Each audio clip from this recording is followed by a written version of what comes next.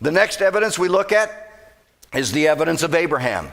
Abraham was a man of God. Remember Genesis chapter 12 through 17, all the way up through 20. You'll find the whole story of Abraham. Abraham was called out by God, and God said, Abraham, I'm going to do three things. Number one, I'm going to make you a great nation, and your people are going to be more than the sands of the sea and more than the stars in the heavens. And then God said the second thing. He said, I'm going to describe the land I'm going to give you, and he described the whole realm of Israel.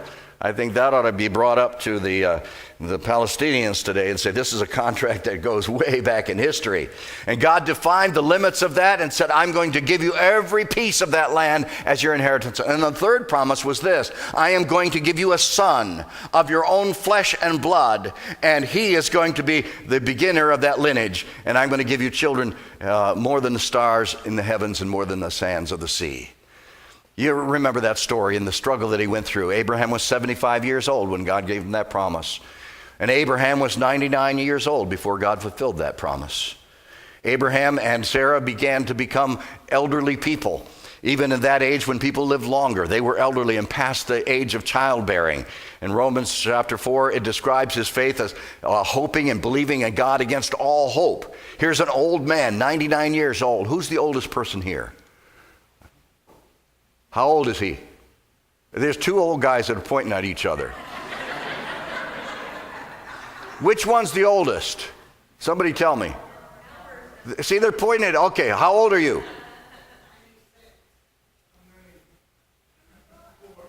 94. You can't remember. That's how old he is. You can't remember.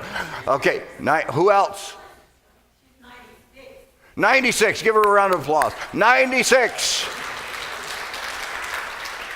Sarah was 89 when God reaffirmed the promise that she was going to have a child. Can you imagine, young lady, at 89 years old, a few years ago, God comes to you and your name is? Oh, I thought it was going to be a miracle and you said Sarah. And God says to Sarah, Sarah, you're going to have a baby. And she laughs. And Abraham's in his tent and he's laughing. They're snickering. Abraham says, look at me, I'm all wrinkled up. Look at me, I can't have kids anymore. I don't function like I used to. And the young lady looks at herself and says, you think you're wrinkled? Look at me. Long past the age of childbearing. And God says, you laughed.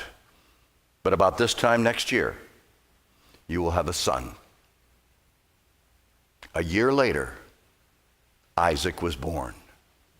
And Sarah gave birth to a child. That had to be a fantastic childbirthing experience. She's laying there on the table, all shriveled up. And this bright, new, beautiful baby comes out. Abraham's going, well, looky there. God does fulfill his promises. You know, most of us miss the importance of this truth because we don't live back there. We don't look at it as realistic. We need to get back into the story and feel what they felt. That was an amazing miracle. A child was born.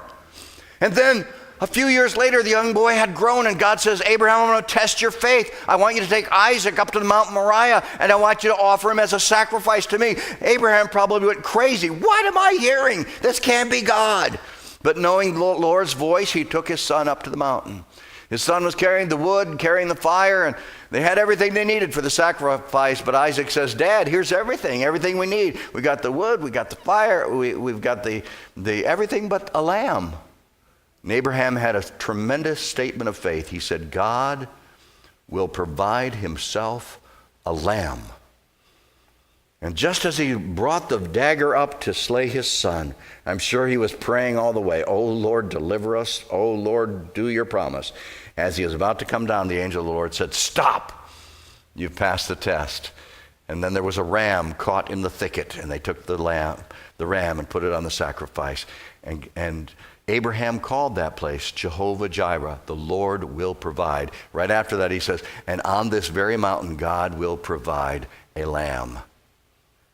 That promise, God providing a lamb on that very mountain, took place 2,000 years later when Jesus was nailed to a cross. Do you know the mountain that he was on? It was Mount Moriah, later called Zion, later yet called Jerusalem.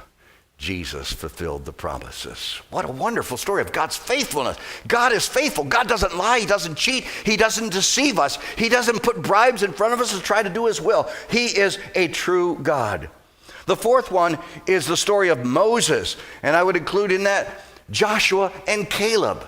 You know that story, and I'll try to be brief in it because it took 40 years of that story to develop. But Moses is called of God. He begins to follow the Lord. The Lord promised he's going to be with him and get him into the promised land. He goes through all those wonderful miracles that Moses had. Then Moses dies outside the promised land because he had disobeyed the Lord in striking the rock when God said, speak to the rock.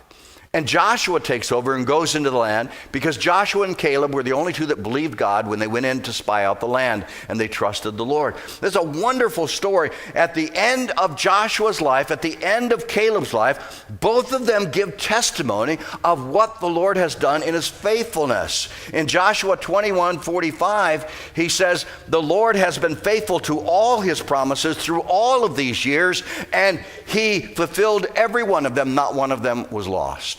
And then 2 chapters later, Joshua says it, and he says, I'm about to leave this life and pass the way of all flesh.